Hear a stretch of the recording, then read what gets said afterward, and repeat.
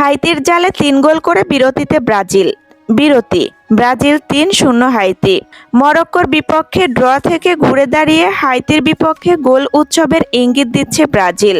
কুনিয়ার জোড়া গোল ও ভিনিসিউসের গোলে ৩-০ ব্যবধানে এগিয়ে প্রথমার্ধ শেষ করেছে কার্লো আনচেলত্তির।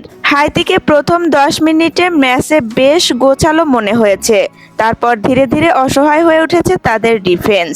প্রথমার্ধে যোগ করা সময়ের ৩ মিনিটে হাইতি গোলকিপার জনি একাপে তার ২ পায়ের ভেতর দিয়ে ফিনিশিংয়ে গোল ভিনিসিউসের। বাঁ প্রান্ত দিয়ে বল নিয়ে অনেকখানি এগিয়ে গিয়েছিলেন ভিনিসিউস। রাফিনিয়া মাঠ ছাড়লেন, নামলেন রায়ান। চোটের কারণে ৪০ মিনিটে মাঠ ছাড়লেন রাফিনিয়া।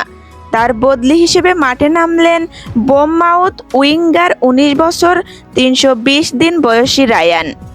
৩৬ মিনিটে কুনিয়ার দ্বিতীয় গোল। ছন্দে ফেরার ইঙ্গিত ব্রাজিলের। মাঝমাঠ থেকে দারুণ এক মুভ শুরু করেন ভিনিসিউস।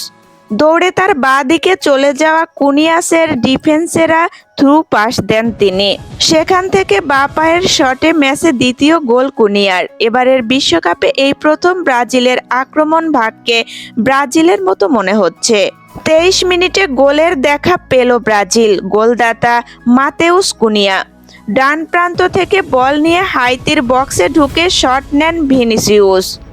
হাইতি গোলকিপার জনি শটটি ঠেকালেও ফিরতি বলে ব্রাজিলের মাতেউস কুনিয়ার শট আশ্রয় নেন জালে। ২২ মিনিটে ডান দিক থেকে থ্রু পাস পেয়ে হাইতি গোলকিপার একা পেয়ে যান রাফিনিয়া। চিপ করলেও অবিশ্বাস্যভাবে ফাঁকা পোস্টে গোল মিস করেন। অফসাইডের কারণে ম্যাচের ১২ মিনিটে রাফিনিয়ার গোল বাতিল করেন রেফারি। বাঁ পায়ের শটে বল জালে পাঠান বার্সেলোনা তারকা।